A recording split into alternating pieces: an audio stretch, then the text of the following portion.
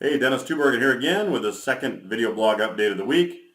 In the first video blog update, I talked about the fact that presumptive Republican presidential nominee, Mr. Donald Trump, made some rather controversial comments in early May about the debt. He simply said, and I'm quoting, "But I would borrow knowing that if the economy crashed, you could make a deal. And if the economy was good, it was good. So therefore, you can't lose." It's like, you make a deal before you go to a poker game, your odds are so much better. Well, Mr. Trump tried to clarify these comments. And on the last video blog, I said, the United States, along with many other countries around the world, simply has more debt than can mathematically be paid. That's not a political statement. That's simply a statement of the facts. Now, Mr. Trump, and I'm quoting him now on a CNN article that was published actually May 10, he declared Monday the U.S. never has to default on debt, quote, because you print the money, while trying to clarify a strategy for managing the national debt. Trump insisted he never said the U.S. should default or attempt to renegotiate with creditors, as had been reported. Trump said this: "People said I want to go and buy debt and default on debt, and I mean, these people are crazy.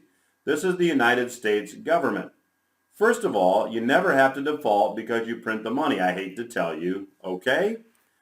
Well, Mr. Trump is actually right on target. In fact, that's what the United States, via the Federal Reserve, has been doing for quite a long time.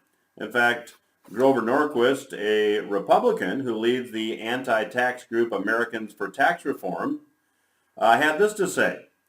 He said, well, that's just stating a fact. It's what the United States government has been doing for quite a number of years, is printing more money. Is it a good thing to do? No. Is it where you want to be? No. Is it what governments do over time? He's quite correct. That's what they tend to do, he said.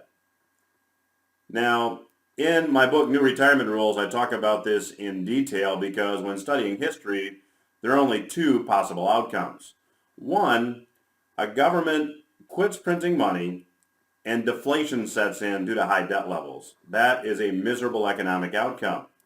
But so is the other potential economic outcome. Here, a government prints money to the point that we get a hyperinflation, perhaps a currency is even destroyed, and then debt is redenominated, and then deflation sets in.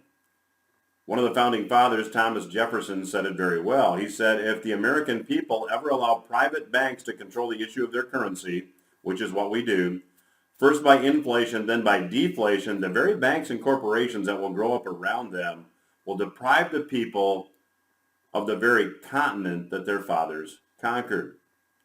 It's a prophetic bit of advice. One needs only look at what's going on in Venezuela now, where there has been massive money printing and inflation has now reached more than 500% annually. We talk about this in our New Retirement Rules class. I discuss this in my weekly Portfolio Watch Market Update. If you're not yet a subscriber, I'd encourage you to check it out and get a free subscription. Go to yourportfoliowatch.com, Y-O-U-R, portfoliowatch.com to get a free subscription. We deliver it every Monday after the market closes. It comes to your email box about 5 o'clock Eastern time. And I would encourage you to check it out. I'd also encourage you to check out some strategies that you might consider in my book, New Retirement Rules. It's available at Amazon. Talk to you again next week.